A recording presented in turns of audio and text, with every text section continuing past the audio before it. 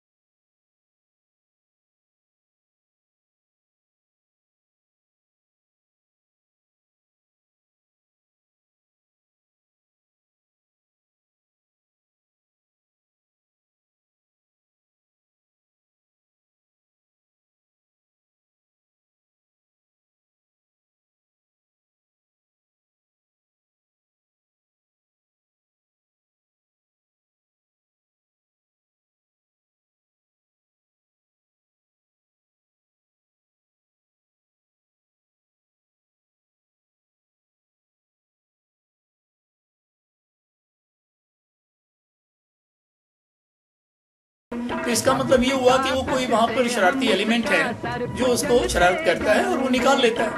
अभी पीछे मैंने भी नोटिस किया था कि वो जो कैप्टन विक्रम बत्रा जी का बस्ट है।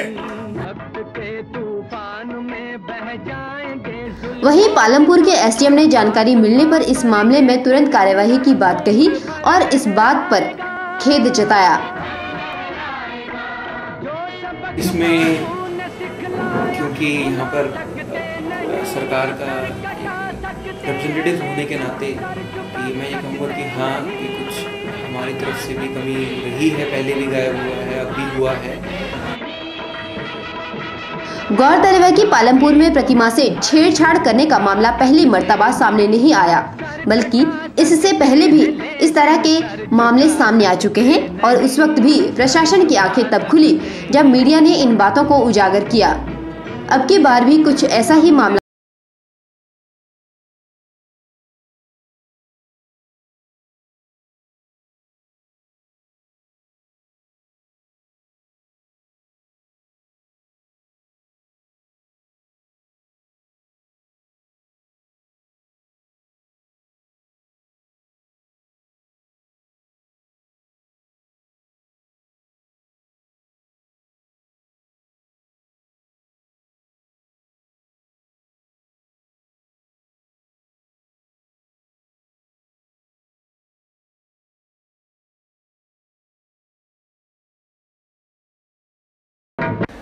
एक नजर कार्यक्रम में फिलहाल वक्त तो चला है छोटे से ब्रेक का, बने रहिए हमारे साथ।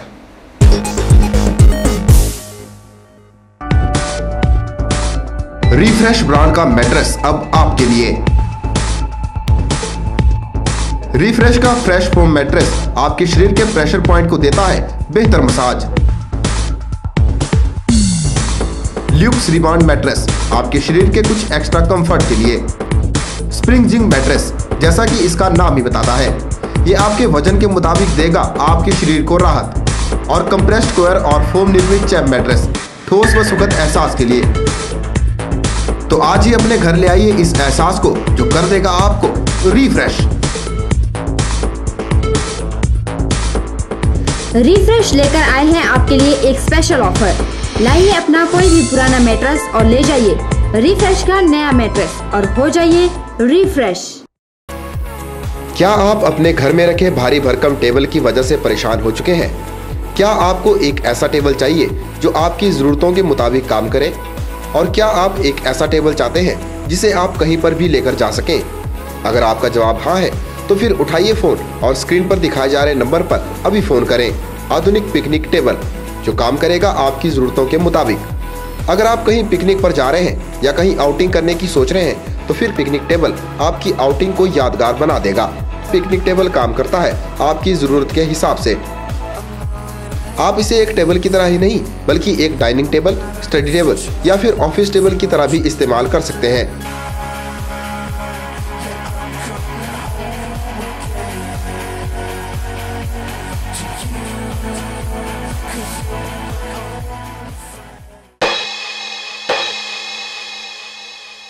क्या आप अनचाहे बालों से परेशान हैं? तो टेंशन ना लें। अनचाहे बालों से हमेशा के लिए छुटकारा पाने के लिए आपके मंडी शहर में अब उपलब्ध हो गई है डायोड लेजर की तकनीक, जो उपलब्ध है श्री हरिहर अस्पताल की मंडी शाखा में। अपर लिप, ठोड़ी, कान, चेहरे, गर्दन, कंधे, पीठ, पेट या फिर छाती पर आ गए अनचाहे बालों को क्या आप शर्मिंदगी का कारण समझते हैं? तो चिंता किस बात की। अनचाहे बालों से हमेशा के लिए छुटकारा पाएं। आज ही संपर्क करें doctor Aditi Jamwal, consultant dermatologist, Shri Harihar hospital and research centre, Thaneda बाजार, ऑपोजिट इंदिरा मार्केट, मंडी, हिमाचल प्रदेश।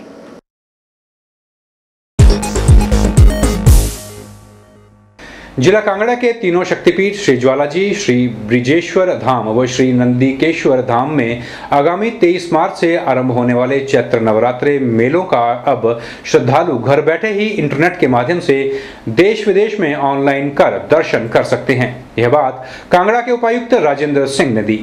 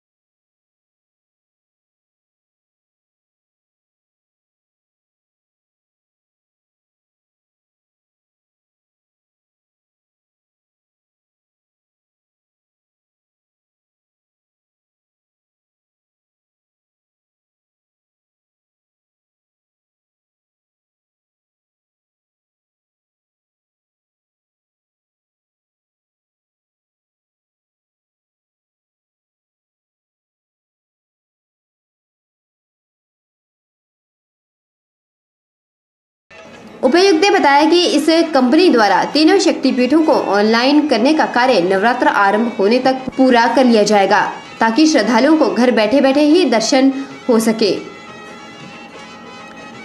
के चैनल के लिए धर्मशाला से नृपजीत नीपी की रिपोर्ट। बीते रोज रिवालसर में हिमाचल किसान सभा के आह्वान पर कॉलेज की मांग को लेकर एक रैली का आयोजन किया गया। रैली के दौरान लोग रिवालसर बाजार में इकट्ठा हुए और यहां कॉलेज खोलने के पक्ष में जोरदार नारेबाजी की। इस रैली में भारी संख्या में लोगों ने भाग लिया।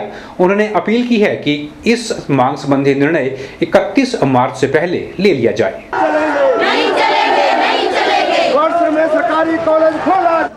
इस मौके पर किसान सभा के अध्यक्ष परसराम ने कहा कि बल ही एकमात्र ऐसा क्षेत्र है जहां सरकार ने अभी तक कोई कॉलेज, तहसील व ITI नहीं खोली है।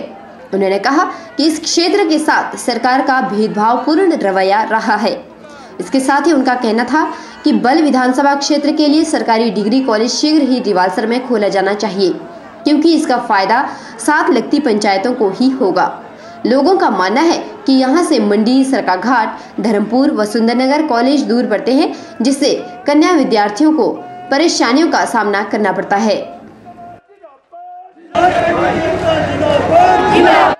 वहीं रैली को संबोधित करने आए माकपा नेता भूपेंद्र सिंह ने कहा कि रिवालसर क्षेत्र में डिग्री कॉलेज की मांग पिछले कई वर्षों से उठाई जा रही है, लेकिन इस मांग को अनसुना कर दिया जा रहा है। उन्होंने अपील की है कि इस मांग संबंधी निर्णय 31 मार्च से पहले किए जाने चाहिए, अन्यथा इस आंदोलन को और तेज कर दिया जाएगा। विधानसभा सत्र में और इसी साल ये जो है यहाँ कॉलेज की घोषणा की जाए, अन्यथा ये जो आंदोलन है उसको और हम किसान सभा के माध्यम से, जनता के सहयोग से, पंचायतों के सहयोग से, दूसरे लोगों के सहयोग से इसको तेज करेंगे। उसके लिए हमने तय किया है कि अभी आने वाली जो ग्राम सभा है 1 अप्रैल को, उस दिन भी पंचायत स्तर पे हम उपवास और धरना देंगे।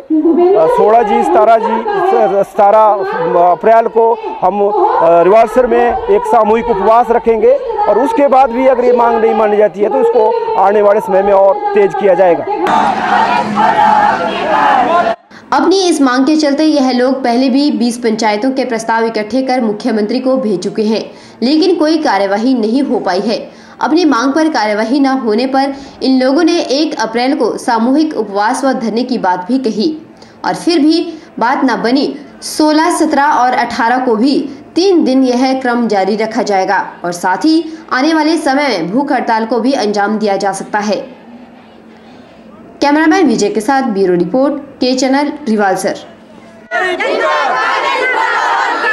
एक नजर कार्यक्रम में फिलहाल वक्त तो चला है एक और छोटे से ब्रेक का, देखते रहिए एक नजर।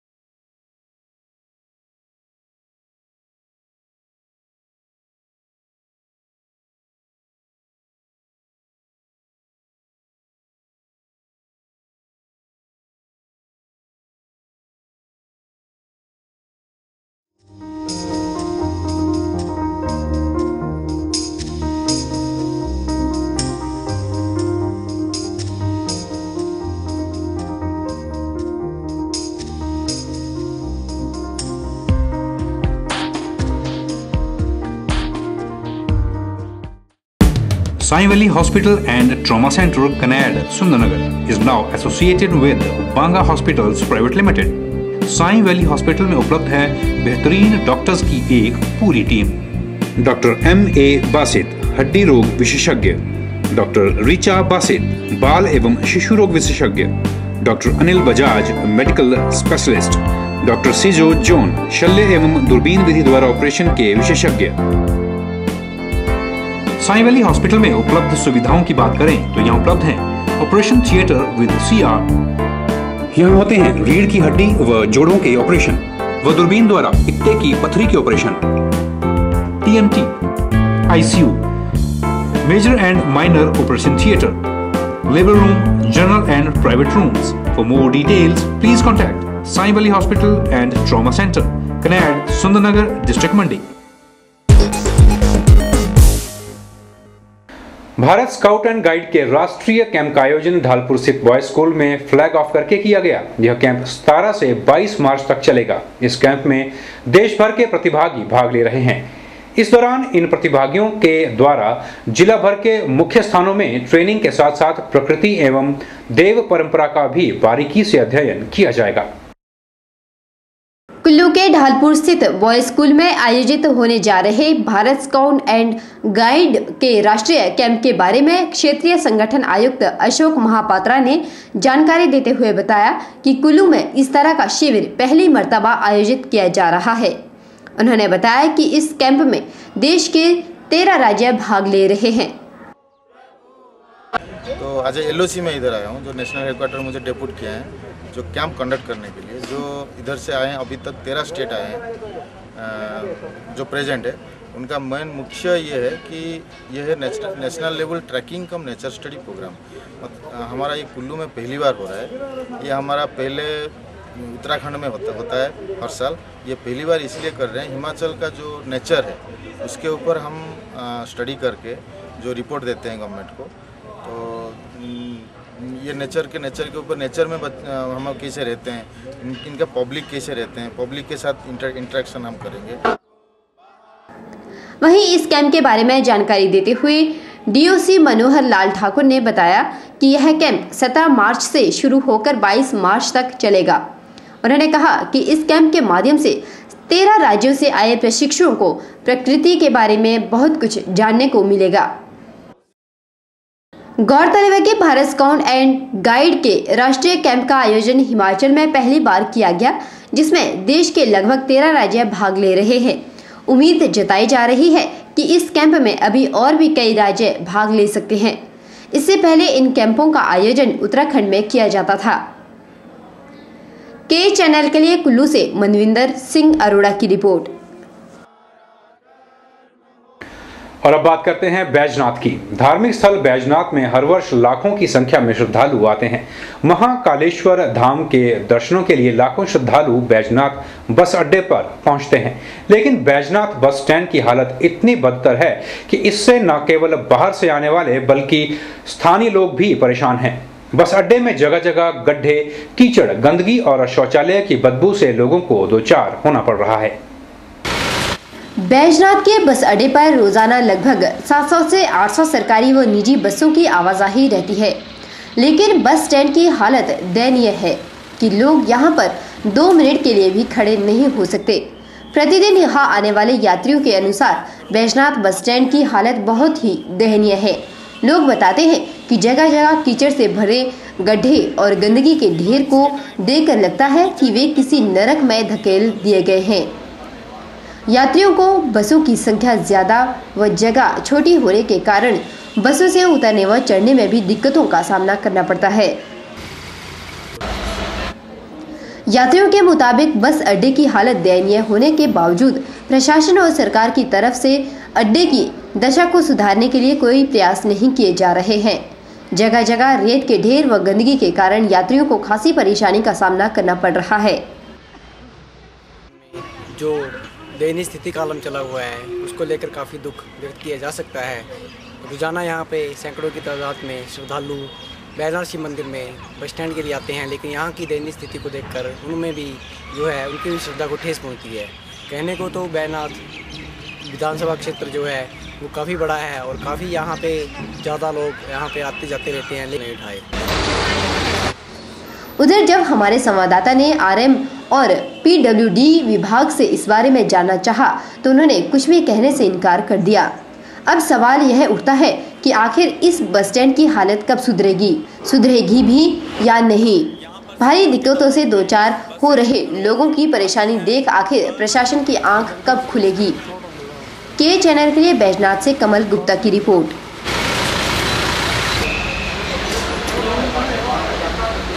एक नजर कार्यक्रम में फिलहाल इतना ही। कमलजीत सिंह को दीजिए इजाजत। नमस्कार।